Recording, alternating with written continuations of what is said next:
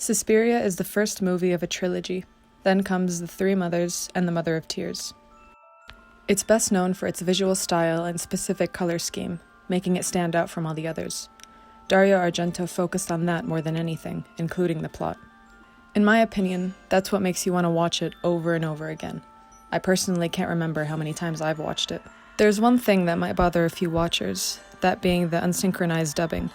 I think it makes it funny and unique, and overall gives the movie more character. What they would do is film the movie without any audio, and later add the voices. To explain why sometimes the voices didn't match the movement of the lips is due to the fact that they would cast actors from all over the world and allow them to speak in their native tongue. This is a giallo film. I have a whole movie dedicated to giallo films in depth, but to sum it up, giallo is a genre of murder mystery derived from Italy with its own specific style. Although Suspiria is a giallo movie in a style sense, it really does step away from all the expected characteristics to really make it its own in a plot sense. Overall, Suspiria is about an American woman, Susie, who travels to Germany to attend a dance academy. As she stays and dances there, strange things begin happening as she uncovers the truth. From this point on, there will be spoilers, so be warned. The movie starts with Susie, an American dancer, arriving in Germany and going straight to the dance academy from the airport. When she arrives in the pouring rain, she spots a woman running out of the academy in complete fear. Later we find out this is Pat, another dancer at the school, or at least she was. Susie must stay in town for the night, as she's not let into the building. On her way to town, she sees Pat running through the woods, where we hear screaming with the suspenseful music. It really puts you in a stressful state. Pat seeks comfort at a friend's place, claiming she will leave in the morning and be gone forever, clearly in fear from knowing something. This is where our first kill occurs, and then the murder of her friend. The building that it happens in is visually and architecturally beautiful, with the colors, abstract shapes, and the perfectly symmetrical layout. Pat is continuously stabbed, has her head shatter the skylight, while she then falls, having a wire catch her around her neck. The big pieces of glass from the skylight all fall and stab her friend, leaving her dead. Pretty creative and graphic, if you ask me. In the morning, Susie goes back to the school to meet the dance instructor, Miss Tanner, and the headmistress, Madame Blanc. Here she finds out that the woman who ran out of the academy the night before was Pat. She was expelled from the school due to misconduct and was later found dead. Susie is then introduced to people around the academy who have pretty interesting characteristics, to say the least. While dancing in the studio, Susie passes out, and let me tell you, I know this motherfucker had something to do with it. After waking up, Susie learns that she will be living in the boarding room, neighboring Sarah. While getting ready for supper, maggots begin falling from the ceiling, and everyone begins to run out of their rooms in disgust. After investigation, Miss Tanner learns that they're coming from rotten food in the attic. Due to the maggot infestation, they made the practice room into a dormitory for everyone to sleep in, as that floor had no maggots. Behind the curtain around the perimeter of the room that separates the students from the instructors, a figure is seen walking in and lying down, making a strange snoring sound. While trying to sleep, Sarah makes a surprising realization. She whispers to Susie that the woman snoring behind the curtain is the directress, meaning that they were all lied to, as they were told she was out of town. In the morning, Miss Tanner yells and fires Daniel, their blind pianist, because his dog allegedly attacked Albert. Although not convinced of his dog being violent, he leaves. Later at night, while Sarah and Susie try and figure out where the instructor's footsteps go in the middle of the night, Daniel and his dog are followed. It then seems that the dog is possessed by a shadowy being and unexpectedly bites Daniel, killing him, and then continues to eat his remains.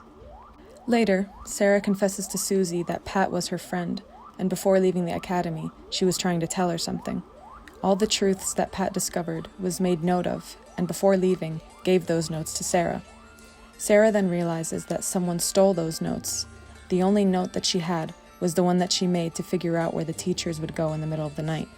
Sarah is then followed and chased around the school by an unseen attacker until she meets her fate by falling into a bunch of barbed wire where she is trapped and has her throat slit. Susie wakes up to find Sarah gone, and Tanner tells her that she ran away in the middle of the night, which we all know couldn't be further from the truth. Susie expresses her concern on her disappearance to Frank Mandel, Sarah's friend and former psychiatrist that she had previously mentioned. This is where Susie finds out that the dance academy was founded in 1895 by Helena Marcos, who was rumored to be a witch, also known as the Black Queen. However, 10 years after she opened the academy, she died in a fire. When Susie asks him what the occult is, his response was, "Bad luck is not brought by broken mirrors, but by broken minds." Obviously something a psychiatrist would say. She is then introduced to Professor this guy, who has different beliefs.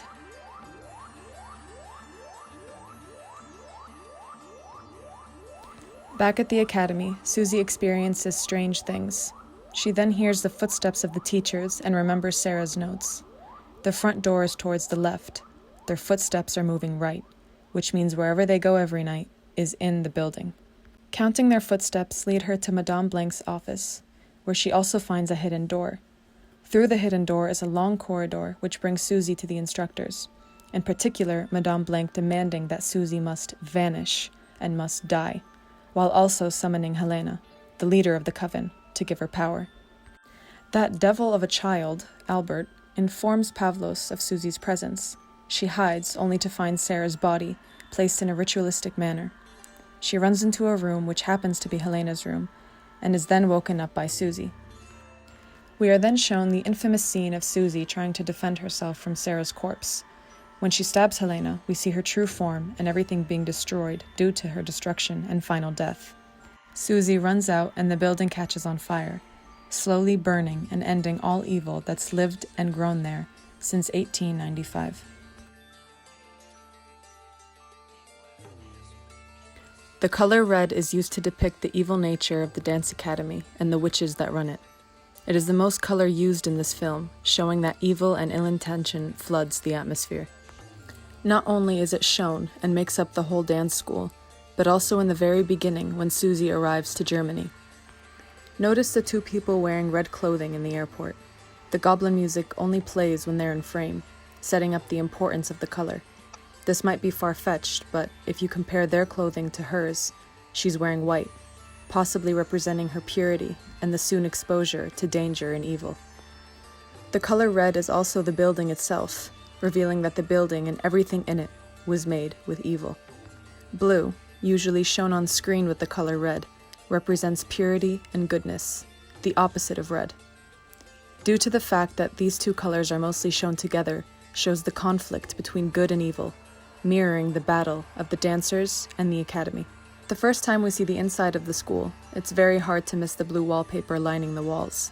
They make sure it's really in your face so you don't miss it. Having the room being a rich blue indicates that they are trying to hide their true intentions of the school, explaining why it's most prominent. Susie even walks into that scene with a blue dress, again depicting her goodness. Green. Although not as obvious or common as the other colors, it's there. Most notably in the second half of the film. The color green is there for the presence of realization and truth being revealed, which is why it's mostly shown towards the end, when the truth unfolds. This is definitely done on purpose. The scenes are very stretched out and go on for minutes upon minutes. There are scenes that are also filled with gore and strange camera angles to represent delusion, distortion, and eeriness. They're dreadful and suspense-packed scenes, keeping the viewer at the edge of their seats. The movie is pretty much based on this, rather than building any connection to the subjects or any character development. It's even how the movie begins, in order to create the atmosphere of tension that Dario was going for in this film. The taxi ride is very uncomfortable due to, let's face it, that weird-ass taxi driver, and the shot of the forest taken with the long, slim trees. A scene that goes on and on, making you wait for something to happen. Another really long scene is when Daniel, the blind pianist, is attacked and eaten by his dog.